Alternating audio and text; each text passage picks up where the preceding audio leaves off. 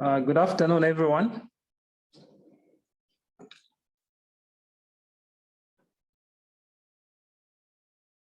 Dr. Chitalu, Chanda, good afternoon. Good afternoon, Dr. Kapolowe. Thank you. Dr. Peter Francis, how are you? Good afternoon, Dr. Kapolowe, and good afternoon, Dr. Chanda. Good to see you guys. I trust you are well. Thank you very much. We are very fine. So I guess people can get me loud and clear. So thank you very much for joining us, everyone. Thank you. I warmly welcome you to today's ECHO session. And thank you very much for finding time to be with us this afternoon. Hopefully, we're going to have another wonderful session. So thank you very much. I see some more people are joining in, but I think in the interest of time, I think we started a bit behind time. I think we are going to get into our session. So this is our third session in our advanced HIV disease ECHO curriculum. And we've had two wonderful sessions so far. So I'll briefly start with how we're going to flow for today's session. So we have an hour to do our session. So we're going to start with a recap. I'm briefly going to go through a recap of our previous session. Then we're going to look at, we're going to start with a didactic presentation that should take about 25 minutes. This will be followed by a case presentation. And then we'll have question and answer sessions to be conducted by the experts. So this is how we're going to flow. So just to start, I will just going to take you through the previous session that we had. We had a wonderful session about 2 weeks ago where we were looking at management of cryptococcal meningitis. And this was given by Dr. Duncan Chanda. So basically, highlights from that presentation, we basically looked at the therapeutic options for the management of cryptococcal meningitis. And I think we also looked at the different phases of treatment. We looked at the induction phase, we looked at the consolidation phase, and also the maintenance phase. And I think the emphasis was on the induction phase. Okay, and we remember we also looked at the fact that the induction phase, there are 3 options that are available, and the preferred option is actually where we use 1 week of flucytosine and daphrotrecin B, followed by another week of high-dose fluconazole to complete the 2 weeks of the induction phase. Then, of course, we looked at the alternatives to that regimen in case we don't have the flucytosine, or maybe there are some contraindications. So the 2 alternatives where we use fluconazole and daphrotrecin B for 2 weeks, and that's the one that we commonly use, looking at the availability of flucytosine. Then the other alternative is where we use an oral regimen. We use a combination of fluconazole and flucytosine for 2 weeks. Then we also looked at the concept of preemptive therapy, which is something which is gathering momentum. And we saw that preemptive therapy is basically an intervention that seeks to prevent progression of cryptococcal infection into cryptococcal meningitis. And we saw that studies showed that when we give preemptive treatment to patients who have cryptococcal antigenemia, that helped reduce the progression of, it helped reduce the progression to cryptococcal meningitis, and ultimately showed a 28% reduction in terms of mortality. Then, of course, lastly, we looked at monitoring of patients on cryptococcal meningitis therapy, which is quite crucial because some of these drugs come with toxicities. So basically, that's what we looked at. And having said that, this afternoon, we're going to follow up with cryptococcal meningitis, but this time we're going to look at another aspect, okay, that we can encounter in our clinical practice. So this afternoon, we're going to look at how to approach a patient who comes in with either they've come in with worsening symptoms, or they come in with persistent symptoms or recurrent symptoms of cryptococcal meningitis. How do we approach that? So that's, we'll have the case and the didactic presentation towards that. So just to introduce our speakers for today. So for the didactic presentation to be given by Dr. Chitalu Chanda. So Dr. Chitalu Chanda is an infectious disease specialist based at Ndola Teaching Hospital. So Dr. Chitalu Chanda, once again, welcome this afternoon. Thank you. Thank you very much. Then we'll have a case presentation. So the case presentation is being presented by a team from Kitwe. So Dr. Mazinga Kayembe will give us a case presentation. Dr. Mazinga, thank you very much, and you're very much welcome to today's session. Thank you. Thank you very much. Then we have, I also want to welcome the panel of experts, subject matter experts for this session. So we have Dr. Duncan Chanda, I believe is here to join on the call. Then we also have Mr. Joseph Nguluwe. Then also physicians from Zakov. Dr. Mpeta, are you one of the experts representing Zakov? I didn't get the name from for the Zakov physician who will be on the panel of the experts. Today I'm Elena, actually, Doc. Okay. No, we'll use you as an expert still. No, thank you very much. Yeah, so thank you very much, everyone. So this is how we're going to proceed. And also want to welcome in those who are still joining us on the call. So I think we're going to start that way. So having given the recap, I'm going to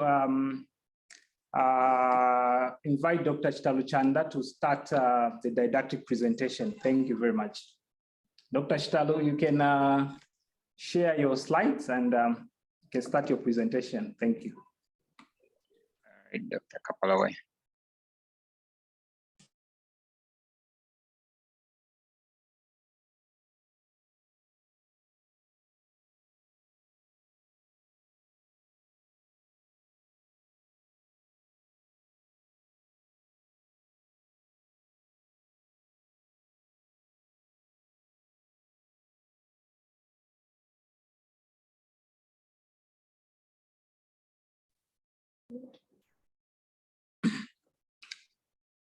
Dr. Chanda, are you sharing the slides from that side?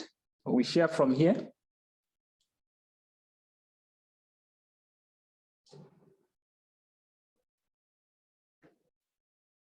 You can share from that end. All right, thank you.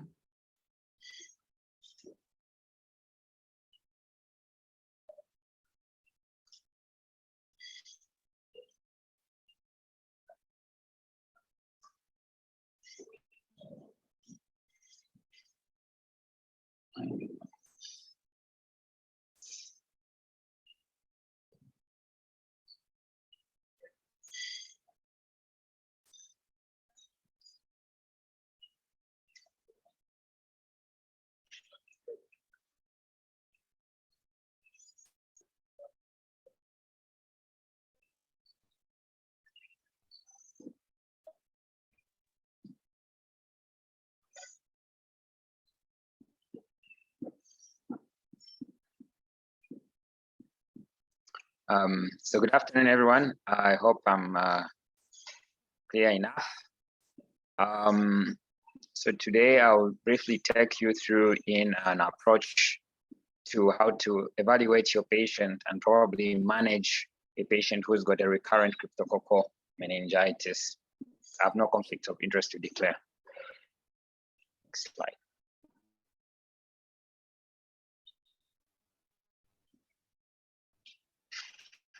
Our objectives for today are to review and probably discuss some of the other causes of a patient who presents with symptoms of cryptococcal meningitis that might be recurrent. And then also to evaluate the interpretation of some positive tests that you have in a patient with cryptococcal meningitis, such as the cryptococcal antigen test, whilst the patient is always after, whilst the patient is on treatment but has completed treatment.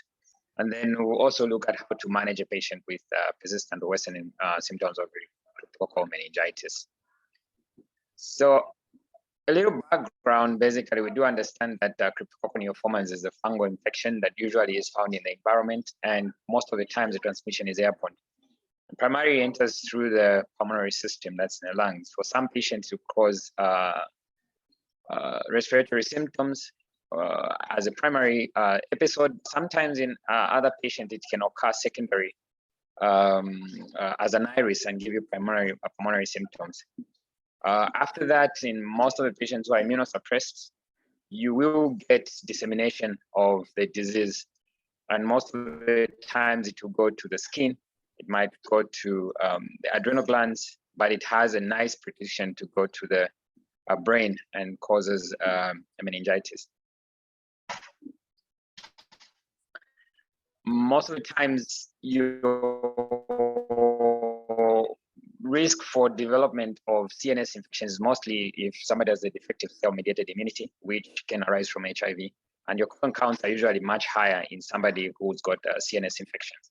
So when your cell-mediated immunity is low, less than 100 cells per mil, then you're more likely to get a positive result or increased risk of developing cryptococcal meningitis. As we discussed last week, your risk of mortality is higher. It's around 15% with somebody who has cryptococcal meningitis. And it's the second commonest cause of CNSOI in HIV positive patients. That's the estimated number of cases that we have, around 5,000 of cryptococcal meningitis annually, so which is quite a high number. So looking at our discussion, we have a poll question.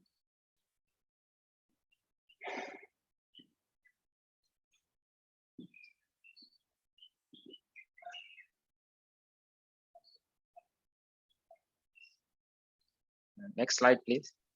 Apologies, Dr. Chanda, we're having a little bit of an internet problem here. Recording and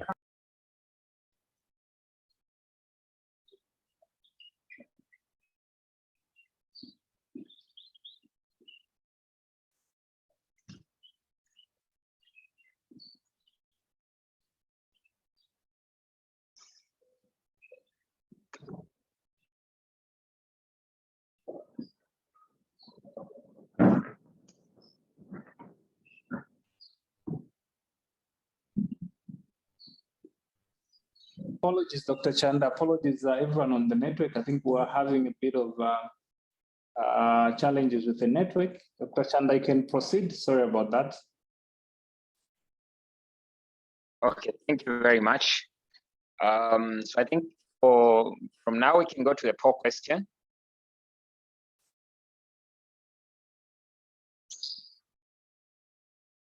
We can go to the next slide. So the first poll that we have is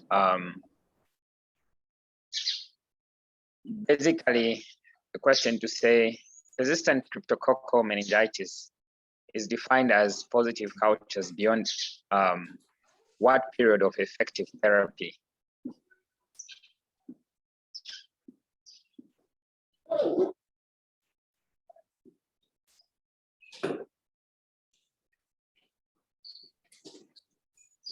Thank you, Dr. Chanda. So that's our poll question.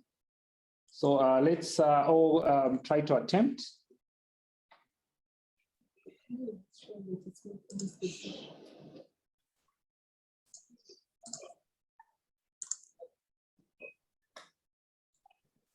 All right.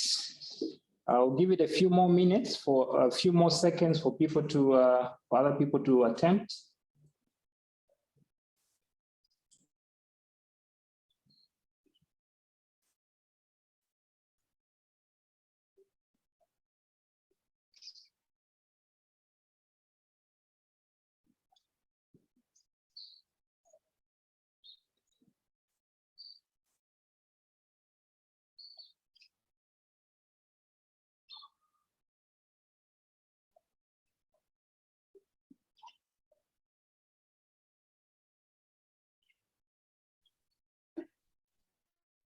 Okay, I think at this point in time, we're going to end the poll. The majority think the duration for effective therapy is 6 weeks for you to define persistent cryptococcal meningitis. All right, thank you very much for everyone who's participated. I think we're going to proceed with the presentation while we're going to actually get more details towards this. Dr. Chanda, you can proceed with the presentation. Thank you. Okay, so it's very important to define the terms because it guides you with how you're going to approach your patient. So there are two important definitions that you want to look at. Both of these are based on the IDSA guidelines, looking at management of patients with cryptococcal meningitis. So the first one is persistent cryptococcal meningitis, where you have a positive result, that's on culture, from the CSF after at least 4 weeks of effective therapy. Whilst relapse is defined as recovery of viable Cryptococcus.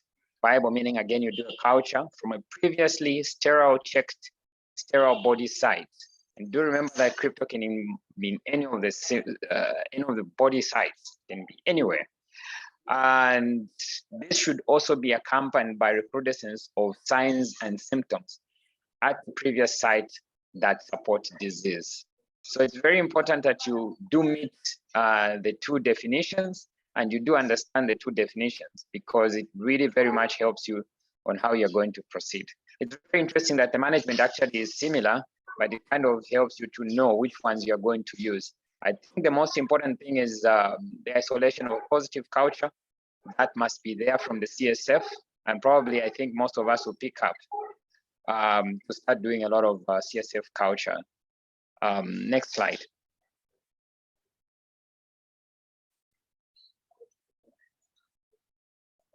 So if you've got a patient with signs and symptoms of cryptococcal meningitis that are recurrent, meaning that the patient was diagnosed with crypto and then they come back with signs and symptoms that are suggestive of crypto meningitis, your approach would be that you need to look at the symptoms that are related to cryptococcal meningitis itself.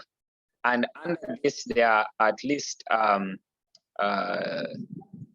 things you need to look at. Firstly, is it a relapse or of the crypto? And it means that at this point, you should have ruled out, you should have gotten a negative culture at the completion of therapy.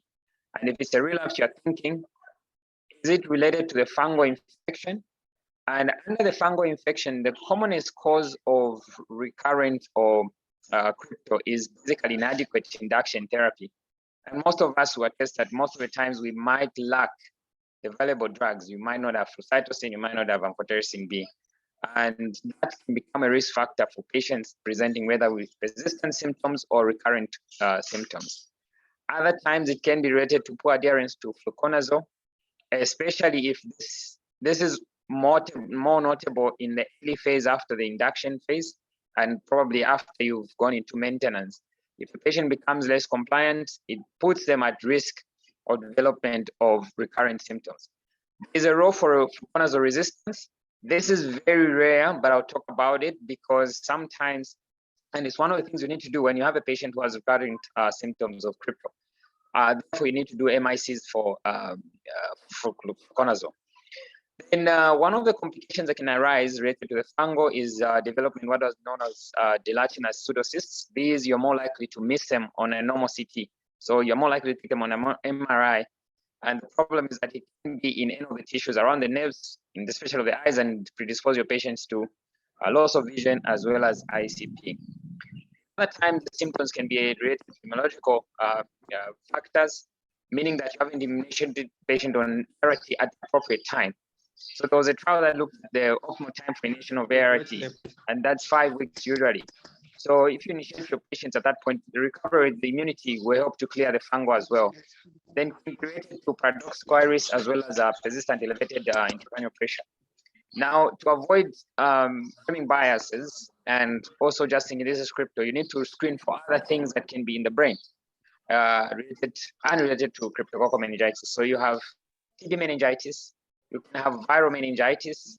There's also a lot of them that can cause features. You can have a space-occupying lesion. You can have non-infective lesions like just a mere headache or a tension headache that can occur in this patient. So these are some of the things that will cause your patients to have recurrent symptoms of cryptococcal meningitis. Next slide.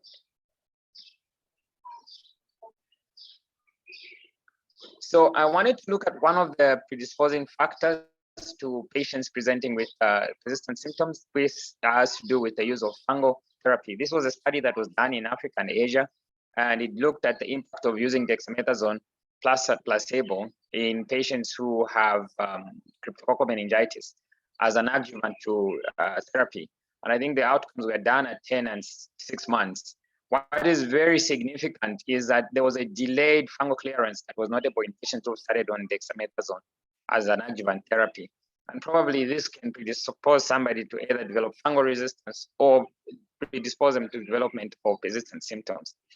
What was a positive result is that it actually reduced significantly the opening CSF pressure if somebody has received dexamethasone. And this is one of the studies that led to the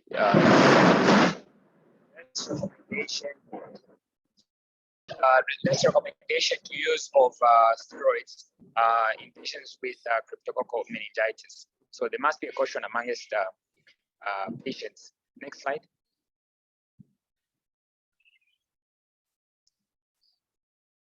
The second one which we looked at that is related to fungal fluconazole resistant. This is very rare. I must mention that there is a challenge with the diagnostics for resistance to cryptococcal. So most of the cutoff points that are used for MICs are related to studies based on Candida, they extrapolated from that. But what has been noted is that there's been an increase in the prevalence of fluconazole resistance to Cryptococcus. And the trend has increased in the last 5 years from 7% to up to 33%, especially in Africa. And this has been related to the use of monotherapy for fluconazole. So what has been noted is that cryptococcal meningitis can develop a P-glycopeptide resistance that can increase the efflux of the antifungal. But the problem and the challenge that is there is that it develops heteroresistance, meaning that in one pool in a patient, you can have some fungal that are sensitive and other that are resistant. And what is noted is that as you increase the dosage of the fluconazole, you can actually have an increase in the pool that is more resistant, developing and overcoming the less resistant pool. So with heteroresistance with fluconazole, increasing the dosage might not be an ideal situation to overcome that resistance. And this comes in when you're managing your patient, meaning that you need to do MICs for your patient and consider based on the cutoff points if you need to switch to other antifungals, such as which we will discuss later. And also what has been noted is that if the patient has been on monotherapy and inadequate dosing for fluconazole for quite a long time, they can develop this heteroresistance. But also what has been noted is that it occurs very early when somebody has started maintenance therapy. And probably this would be a trigger for you to say, you just change the patient to your maintenance therapy 2 weeks into that, and they develop the symptoms. So you start suspecting that the patient probably has developed heteroresistance. So this is trying to encourage us to look at the use of MICs when you are looking at patients who develop persistent symptoms, so that it can help you to target your therapy. Next slide, please.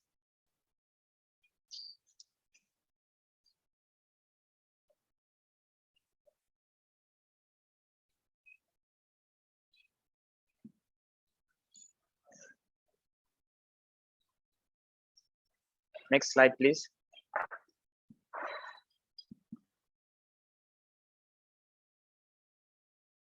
So I just wanted to emphasize something here to look at the importance of pharmacokinetics of fluconazole. So what is very, very interesting is that the body distribution of fluconazole in the CSF is actually very good after even an oral intake of the fluconazole. So equally, IV and oral have got good bioavailability after taking. The distribution of the fluconazole in various tissues is remarkably very high, which makes it a very good drug that we can use in most of the tissues. The challenge remains in most of the patients who've got cysts, especially gelatinous pseudocysts. Their bioavailability might be much lower. Therefore, you might consider using higher doses of the antifungal. So if the patient is taking appropriate doses as prescribed, you expect them to have good concentrations, and that will help you to avoid development of resistance or development of the heteroresistance. Next slide, please.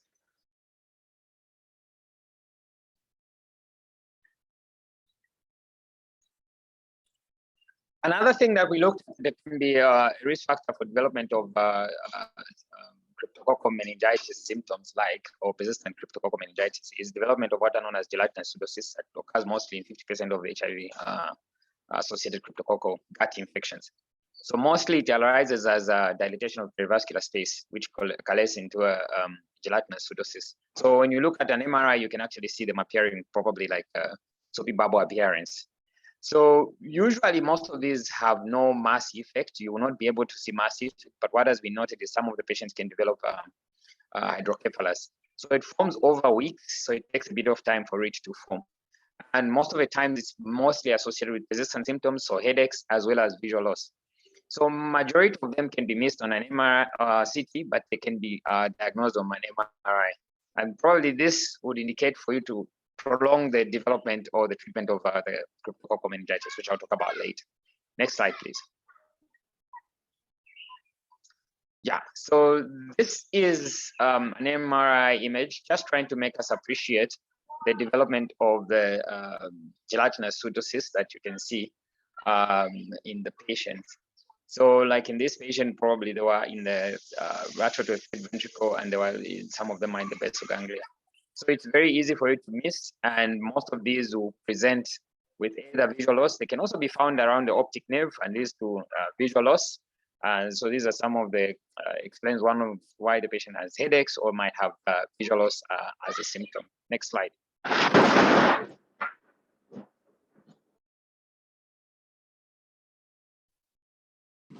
All right, thank you very much, Dr. Chitalu, for that wonderful presentation. So once again, we're going to break for a poll number 2.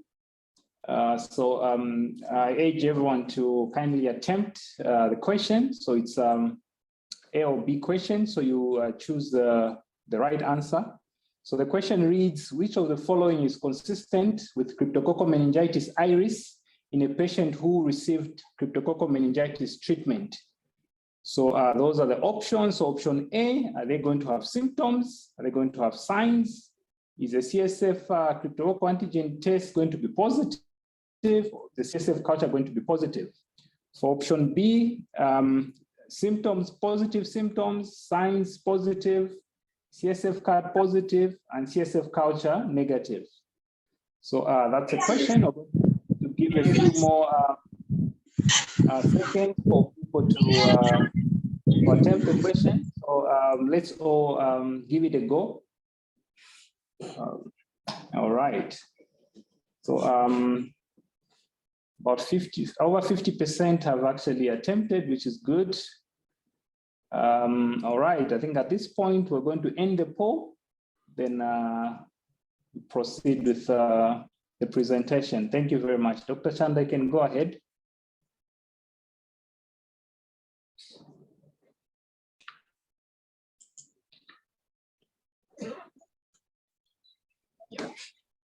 So here we're trying to see how you can evaluate a patient with cryptococcal meningitis, like previously had a cryptococcal meningitis.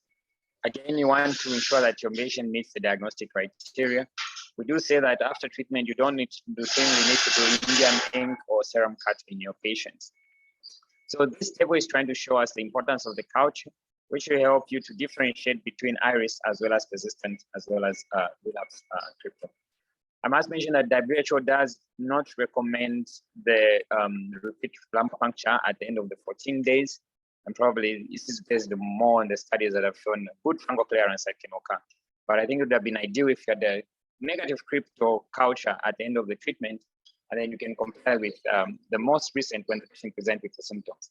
So based on this, I want to look at and highlight the importance that positive cuts and Indian ink don't really mean that the patient has crypto meningitis. So these can remain for years in a patient. Looking at Indian ink, it's a negative test. It's a negative staining test. meaning that based on the particular behavior of the Indian ink of the Cryptococcus, which have no charge around it, that means that the positive charge coming from the Indian ink will not be taken up. And that's why you have the clearing around where the Cryptococcus is. So even dead crypto will still remain positive for years to come. We can go to the next slide so that I can light that furthermore. So like I said, if you have a patient, some of the tests that are not necessary for you to do or to diagnose recurrent crypto are things like a positive Indian ink.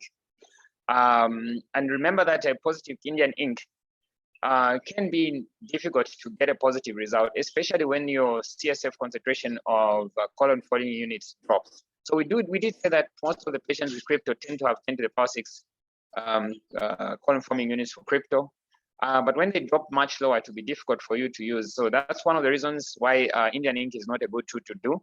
And probably the colon forming units might be lower because your patient is also on maintenance therapy, that is the Fluconazole. But like I said, that in terms of staining characteristics, even dead crypto can still retain that failure to take up the negative charge or the positive charge that is emitted by the Indian ink. Then cellular changes. Here we're looking at things like cell count. So in iris, you expect a much higher white cell count, but this is also notable in patients who have crypto. You can get a white cell count that is high or low. So it will not add much value. You can also get hypoglycemia, meaning that glucose levels might be low in both crypto iris, in crypto relapse phases and crypto. And that will not change or will not add much value because you can get that occurring even in all the three. Changing antigen titers, so we'll talk about that later. Do not add value because it can also persist in some patients. Then abnormal chemistries. So these are some of the prognostic markers that are there, but they will not help you with the diagnosis of recurrent crypto. Next slide. So this is a study that was done, and the link is there, which tried to look at patients who are receiving therapy. Most of the patients, majority of the patients here were actually on flucytosine and amphotericin B, and they did try to see the behavior of the cryptococcal antigen titers after therapy. So as you can see that the first one that the first graph that we have there is a table which highlights number of the patients that had before therapy and after therapy, and we're seeing how many had positive fungal smears, meaning that's Indian ink. So after therapy, 41% of patients did still have a positive smear for cryptococcal. But when you look at the culture that was done after therapy, 0% of them, zero, came to have no cultures positive. And you see that before starting therapy, the cryptococcal antigen titers were pretty much very high, 1,400. That's the median, that was the median titer. After therapy, the median titer did drop to 236. That's for the cryptococcal antigen levels. So you see that from this study that patients who have crypto, even after therapy, they've completed therapy, they'll still develop or still present with a positive Indian ink. And also you notice that if they've taken effective therapy, the cultures will be negative, but antigen titers will drop drastically. Now, they also looked at how long you can have the cryptococcal antigen remaining positive after somebody has completed therapy. So they did look at the titers and they looked at the log drops. So you can see that even after 23 weeks of completing therapy, most of the patients will still remain with a positive cryptococcal antigen titer. So it becomes a challenge for you to use that for treatment or to diagnose that this patient has recurrent crypto. And the same for the Indian ink. Next slide, please.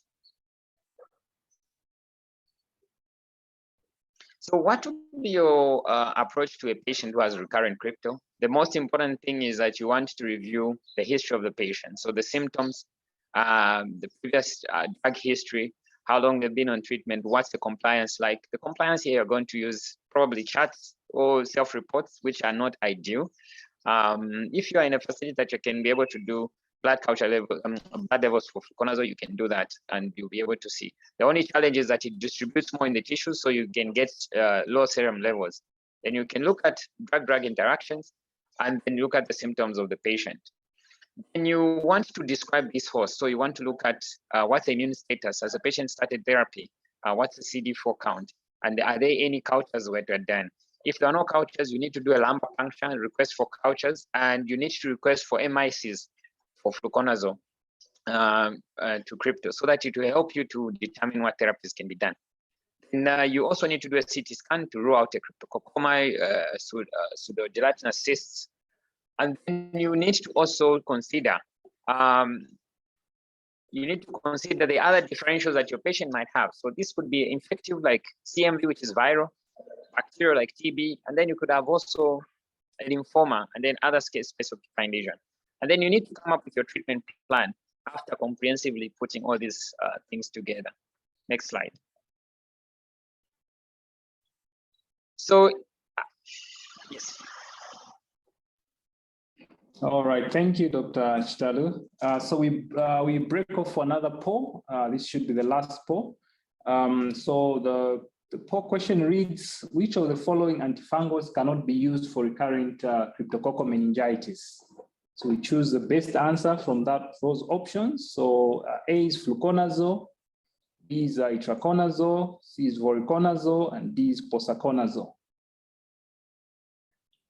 So just a few seconds for people to attempt.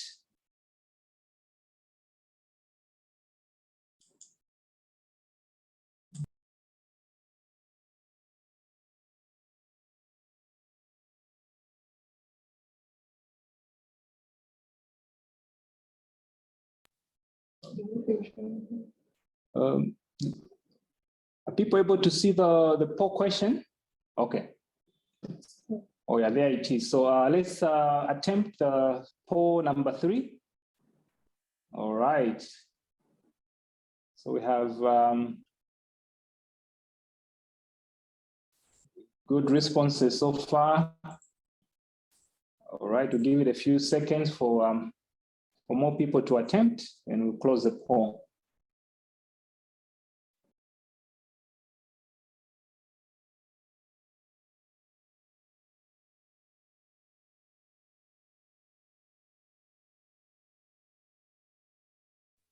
All right, thank you very much. I think we're going to close the poll now. Then we're going to proceed with the didactic presentation. We'll get to see the right answer in the next slides.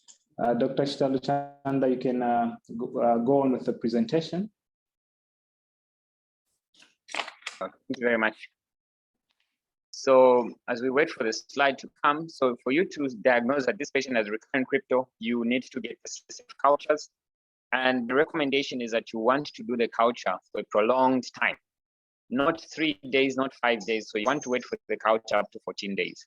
So if your patient has recurrent crypto or crypto relapse based on positive cultures, you want to first isolate. Okay, so you do the MICs for flucytosine or fluconazole. And if the MICs are above 32 and 16 for flucytosine and fluconazole, respectively, that indicates resistance. And remember, I mentioned the intravitreal resistance for fluconazole, meaning that you might have to play with caution. Using higher doses might not still be effective because of that vitreal resistance. So the recommendation, basically based on the IDSA guidelines, is that you want to restart the antifungals and using the combination. So you reinstitute the induction phase, and you're going to give the induction phase for a longer time period. So the range probably the recommended is 4 to 10 weeks. And this is based on studies that actually showed that most of the patients with crypto tend to delay to have fungal clearance up to 6 weeks. So that's why you're going to restart your induction phase and you're going to give it longer, 4 to 10 weeks. So it will depend on what is available and what the MICs are that you have. Remember, resistance to fluconazole is quite rare, so you might still restart the patient on amphotericin B and fluconazole, and you're going to start at that dose. Then you want to ensure that for amphotericin B, you use a dose of 1 milligram per kg per day, and you are IV. That's for amphotericin B. That is the deoxycholate. So if you had used a lower dose, then you want to increase the dosage for the amphotericin B as well. You pay caution to renal dysfunction, which Dr. Chanda talked about 2 weeks ago. Do remember that the bioavailability is that only 1% of the drug still gets to the CNF, but it's still bactericidal. And then if the patient is intolerant to the amphotericin B, then you are going to use one of the drugs which was also discussed last week, which is based on the ACTA trial. You're going to use fluconazole plus flucytosine, which was the second option, which was one of the oral options. But if you have your MICs that are available for fluconazole, then you're going to use other drugs. So amongst the drugs you're going to use are voriconazole or posaconazole. A caution to these two drugs is that both can cause you to have hypokalemia and they can cause you to have hypertension. Yeah, and therefore you need to monitor the potassium levels, because now you might have a patient who is on amphotericin B plus voriconazole, drugs which lower the potassium of the patient. Okay, next slide.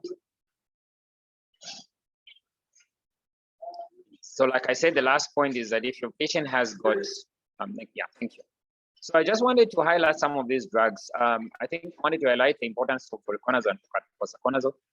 These two drugs have got very good CNS penetration, but posaconazole less, okay? So it's relatively poor. And if you look at itraconazole, it's got lowest levels in terms of the CNS. And this is because you have a glycopeptide, P-glycopeptide, which acts as an efflux pump, and it will shift most of the potassium out of the itraconazole out of the CSF, and that will reduce the availability that you have in terms of the CNS. So it's one of the drugs that you're not going to use. It was going to be itraconazole. So you're going to use the voriconazole, you're going to use the posaconazole, but with caution. Yeah, so that's a caution you need to have. Itraconazole, you want to ensure that you avoid using it because it's got very low CNS levels. Next slide.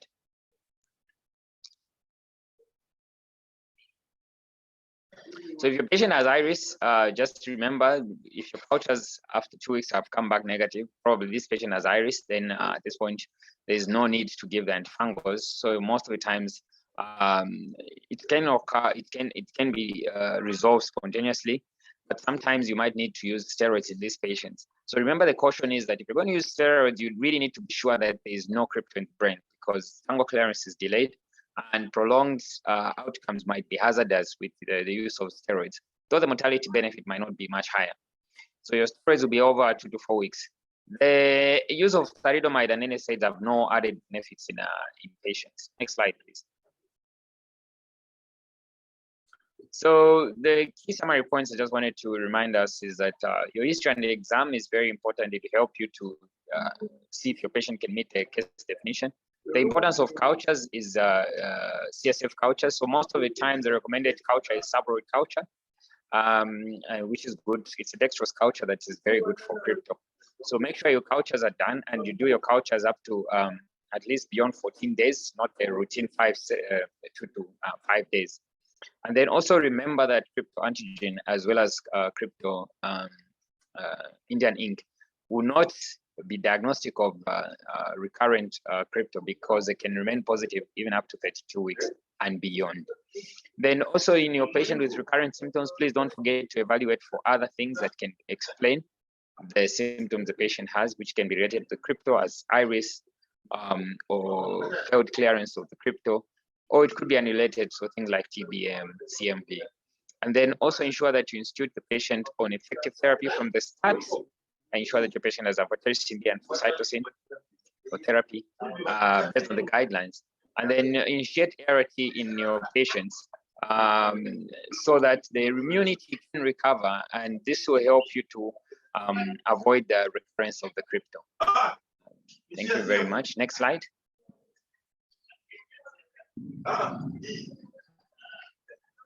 These are the references, then the slides, and then when the slides are shared, you can go on the references and look up at them.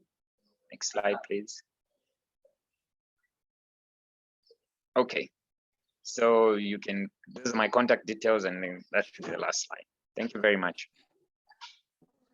Well, thank you very much, Dr. Chitalu Chanda. That was a wonderful presentation, and I hope everyone on the call have actually enjoyed that presentation. So that was a very well put approach to a patient who's coming with symptoms that are recurrent or either they are worsening.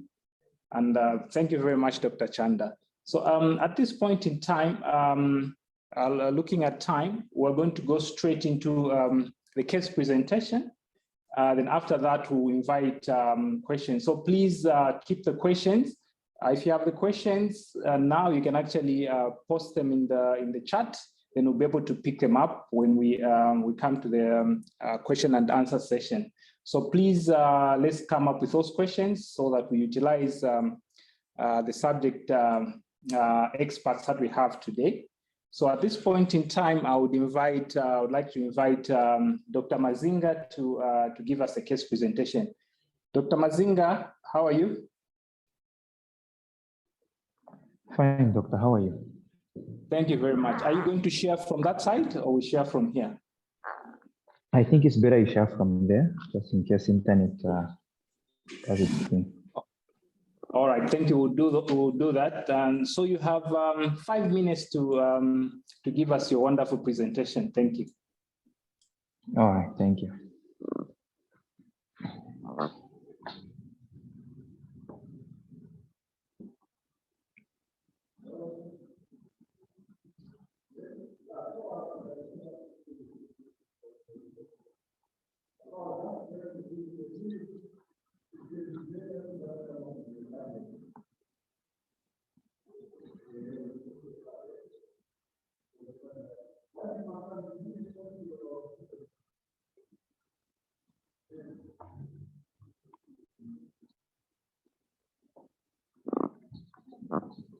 All right, thank you, Dr. Mazinga. You can go ahead. So you have 5 minutes. Thank you. All right, thank you very much. I'm Dr. Mazinga from Peter Teaching Hospital. I have a case presentation that I wanted to bring to the table so that we can discuss. Next slide.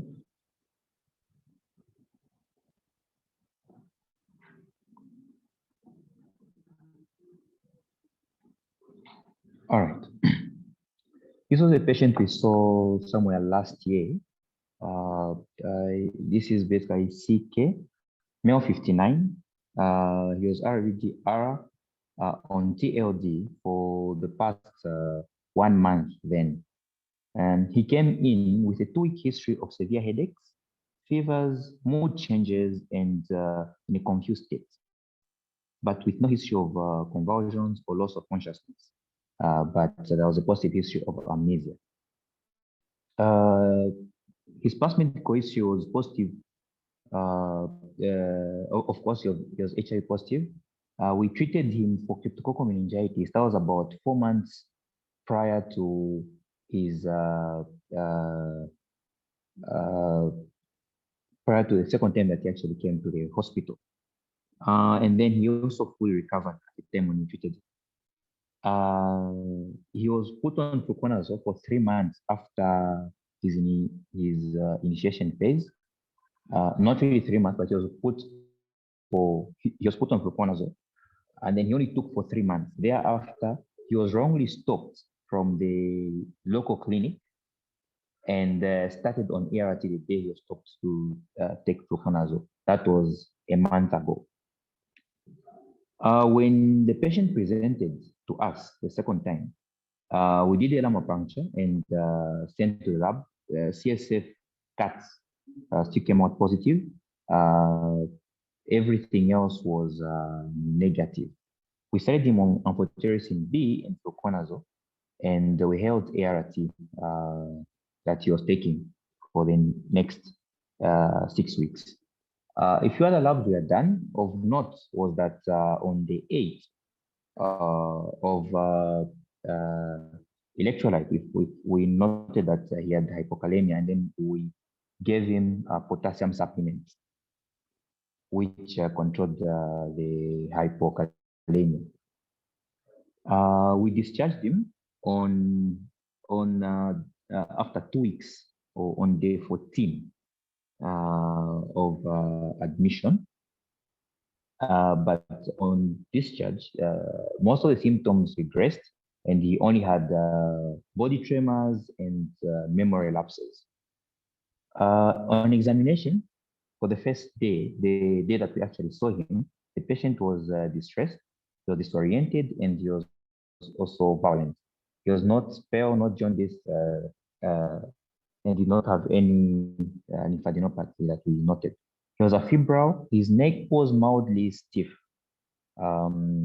His pupils were reacting to light, and they were 2 millimeters at a time, and they were equal bilaterally. As of the CVS and respiratory system, they were all within normal ranges, and even including his GIT. Musculoskeletal, we couldn't find anything that was abnormal. Otherwise, his vitals, he had a BP of 111/67 and the pulse rate of 106, respiratory rate of 22, and temperature of 87.3. Thank you. Next slide.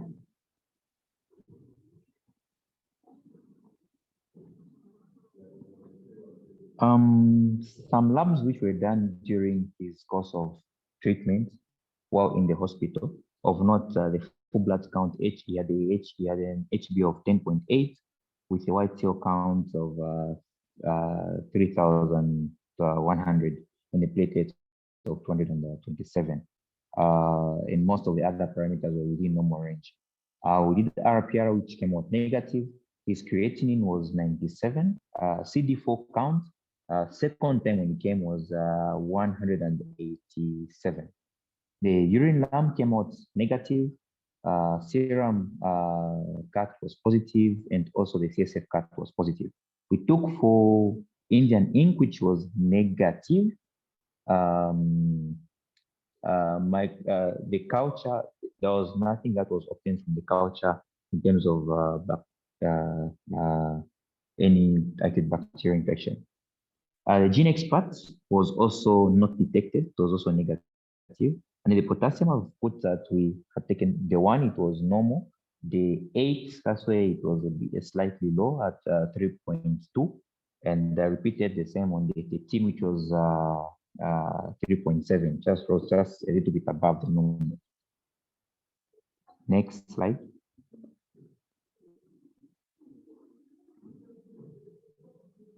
So our questions which wanted to ask was, can a positive CSF cut in a patient with symptoms of meningitis be enough to make a diagnosis of recurrent cryptococcal meningitis with or without bacterial culture?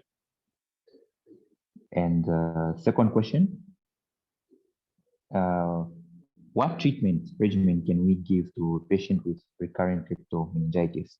And of note, we also wanted you to comment on holding ART as if it's a new patient who just been diagnosed with cryptococcal. Is it good or is it bad?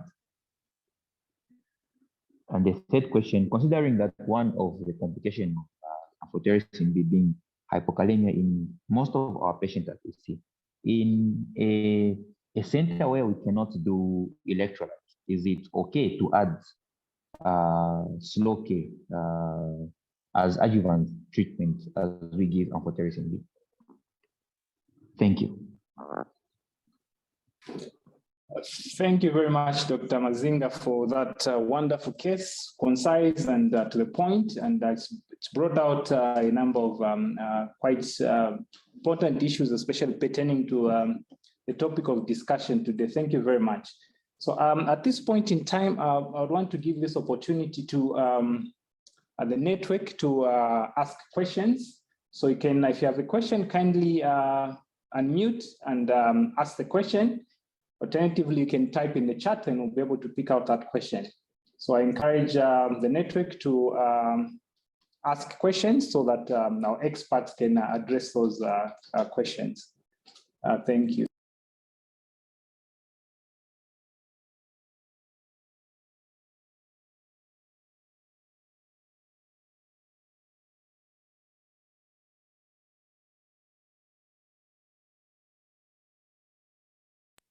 Dr. Mpeta, you can go ahead with your comment or question.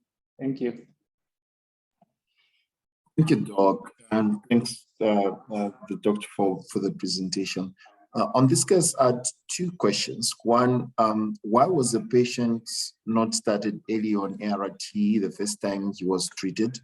And secondly, I think you have also asked the same question. What is the rationale for holding ART the second time you were treating for crypto?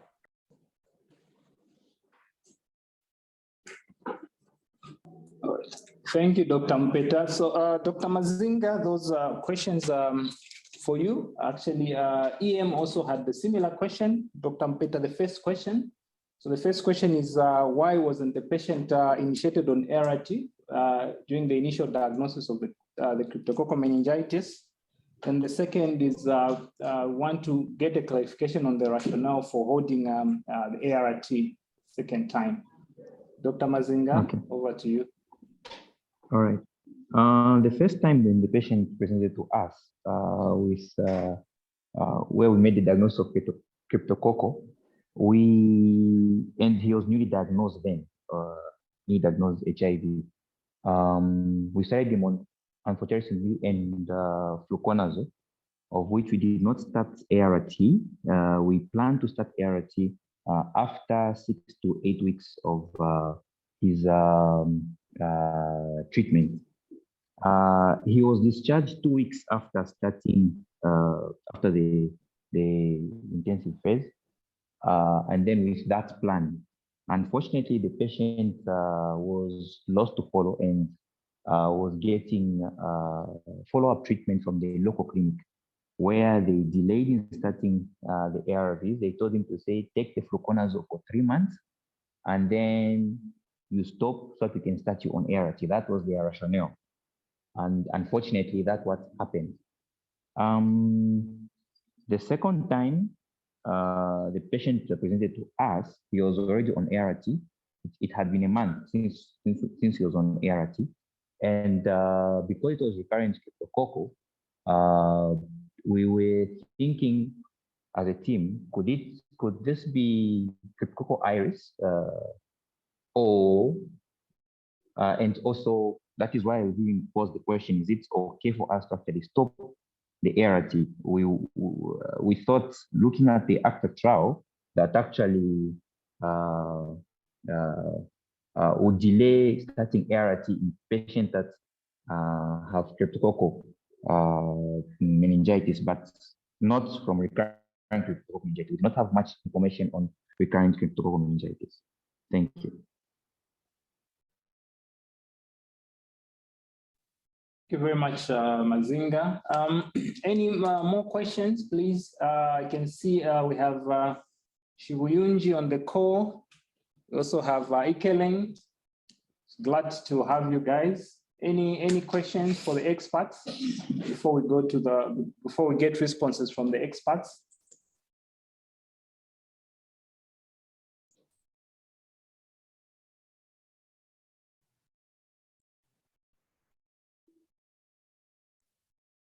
All right, thank you very much. I don't seem to get any more questions, but if you have a question as the experts are responding to the concerns, you can type in the chat, then we'll be able to pick it up from there.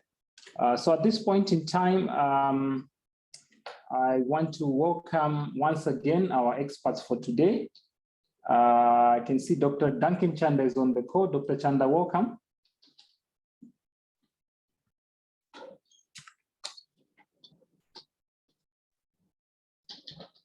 Dr. Duncan Chanda. Welcome. Thank you very much. I'm here. Thank you, Kenneth. Okay. Yeah, thank you. Mr. Nguluwe Joseph, are you on the call?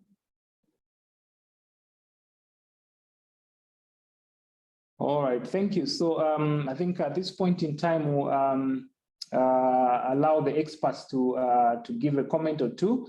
I'll start with Dr. Chitalu Chanda. Any response towards the questions that have been raised, especially from the case that we've had, the questions that we have, the 3 questions that we have? Maybe you can help us with the response to those questions.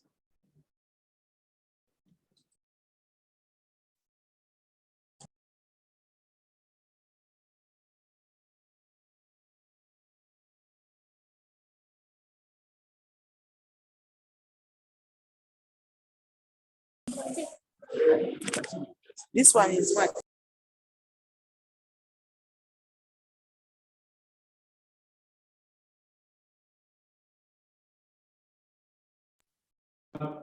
Dr. Duncan Chanda, if you can give us your response towards the questions that we have.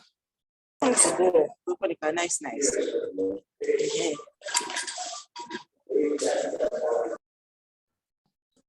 Thank you very much. Okay, Dr. Chitalu Chanda, thank you very much for the presentation. I hope you can hear me.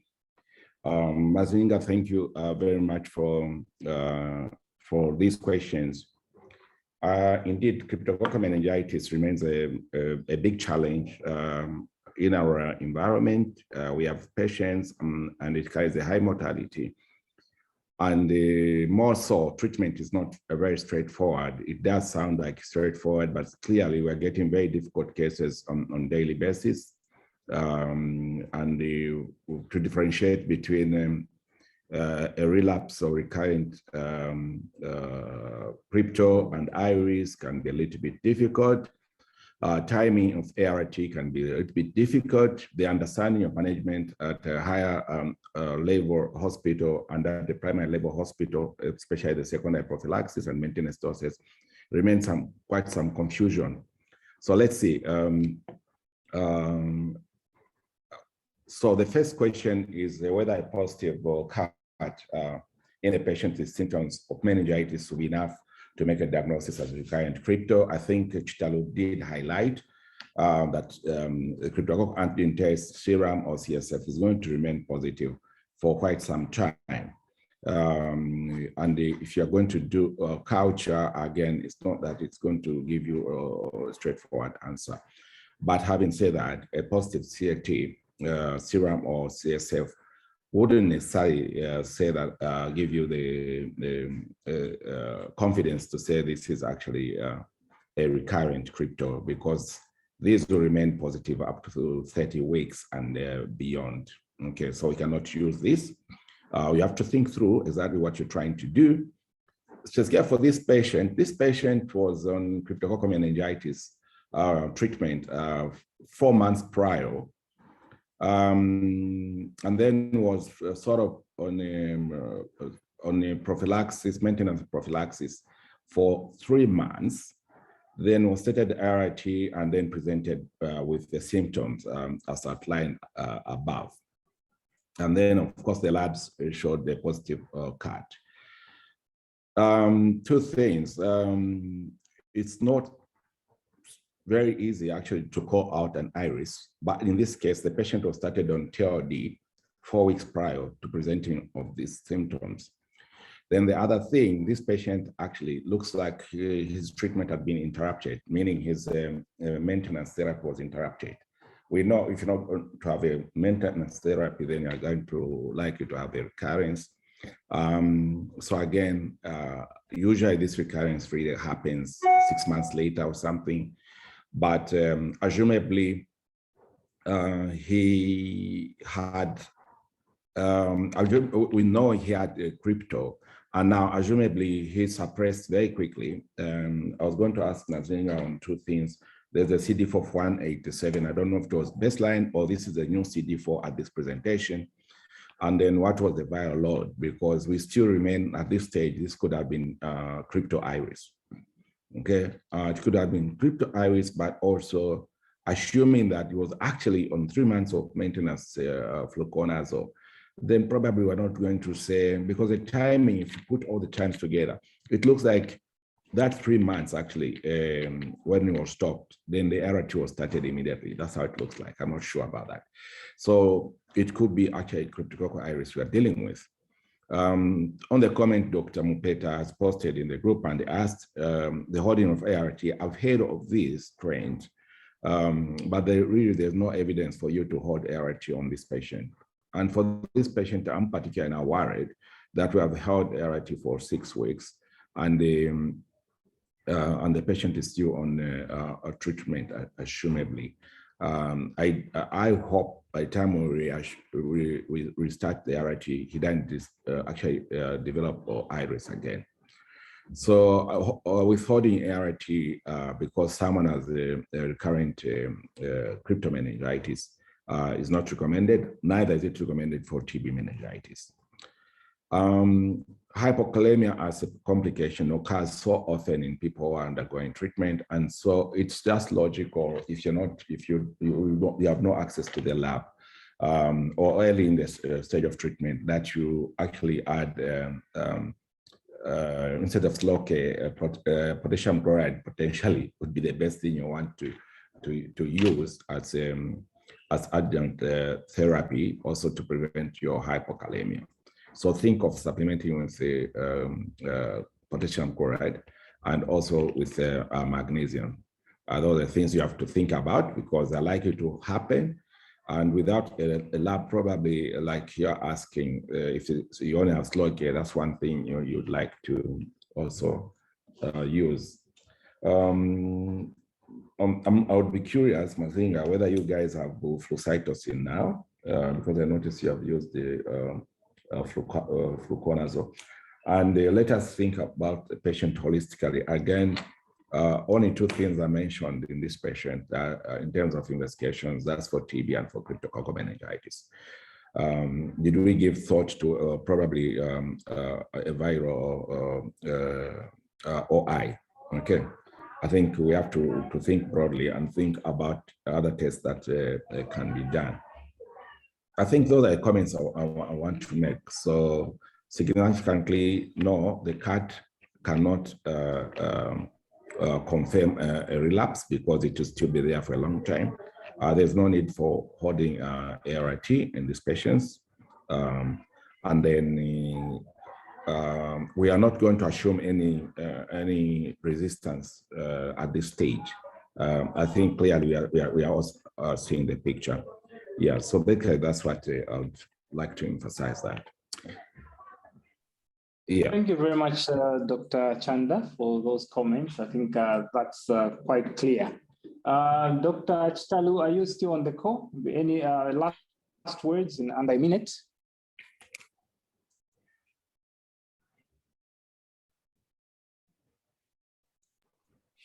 Dr. Kapolowe, maybe as Dr. Chitalu is trying to come in, if I can just make one or two observations. I think Dr. Duncan has really summed up the patient well. I have forgotten what the CD4 was. Yeah, but some of the comments I have for this case is, number one, this patient, we were supposed to have started ART a little bit sooner than starting ART at 12 weeks. And one of the reasons I think Dr. Mazinga has explained is that this patient went to the clinic and then the clinic gave misleading information. So from this case, it is very clear that as clinicians, especially hospitalists, we should be a little bit hesitant to send patients to primary health care. We know primary health care is for stable patients, and a patient who is still undergoing crypto before we initiate ART, please make it a habit that you initiate from the third or fourth level facility rather than primary. And the reason is that primary healthcare facilities, the moment there is a difficult condition, they normally don't get it right. So please, a word of caution, try to withhold to these patients as long as you can. So very important. Then secondly, this patient, I agree, came with all these symptoms, most likely looking at the history that you have given. In my view, I would go with recurrent because there was interruption of treatment. Then, like Dr. Chanda said, there's absolutely no reason for withholding ART. And actually, just ART in any case should not be withheld without any convincing reason to do so.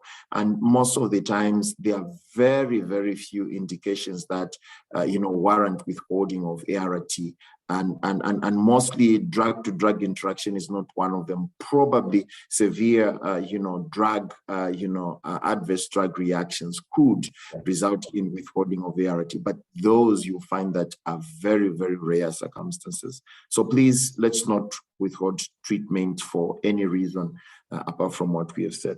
Then with regards to not having potassium supplementation drugs available, it's always important that you we are a little bit innovative, like Dr. Chanda said. So slow K in higher doses probably could actually potentially save someone, especially if you are not sure or you don't have any means of monitoring potassium. So probably a double dose of the normal daily supplementation is better. Then if at all you don't have anything, please think of even the foods that are high rich in potassium. Those could be life-saving to patients who are undergoing amphotericin treatment. Then the other important aspect, and I think I'll speak this to infectious disease registrars, every time you manage a cryptococcal meningitis before you discharge, and especially those that are immunocompromised from HIV, please, it's advisable that you do imaging in those patients. Do not let a patient go home without an image.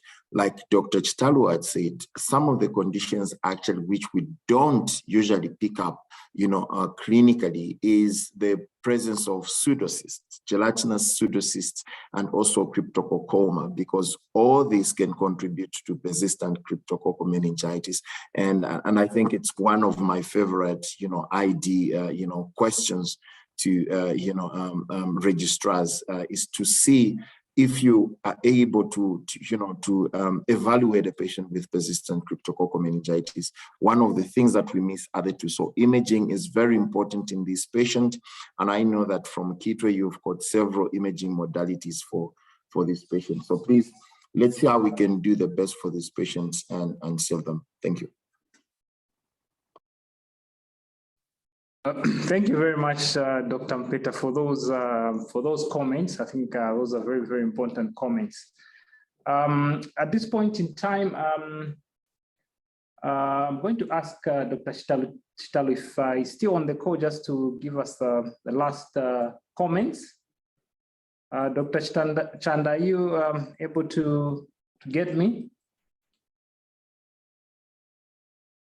All right, it seems we've lost Dr. Chitalu. So thank you very much all for joining us this afternoon. It's been a wonderful presentation, starting with the didactic and the case, and we've learned a lot. And I think this is the way to go. So at this point in time, I just want to thank everyone again. Our didactic presenter, Dr. Chitalu, for finding time to be with us and giving us that wonderful presentation. Then also to the case presenters, Dr. Mazinga, thank you for that case. I also want to extend thanks to our experts for the day, Dr. Chanda, Duncan, and as well as Dr. Mpeta for standing in as an expert.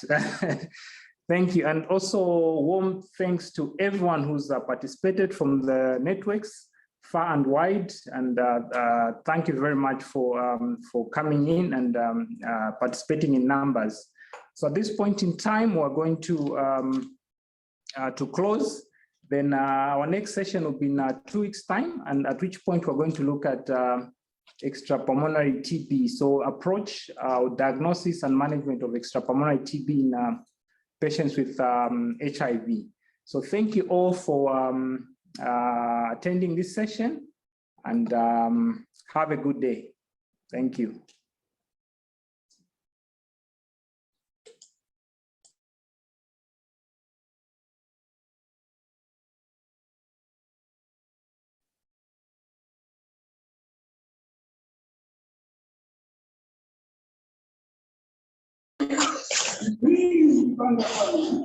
And the people of Zambia will find peace and comfort.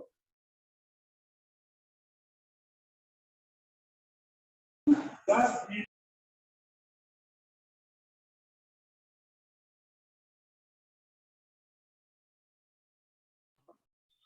Dr. Duncan Chanda.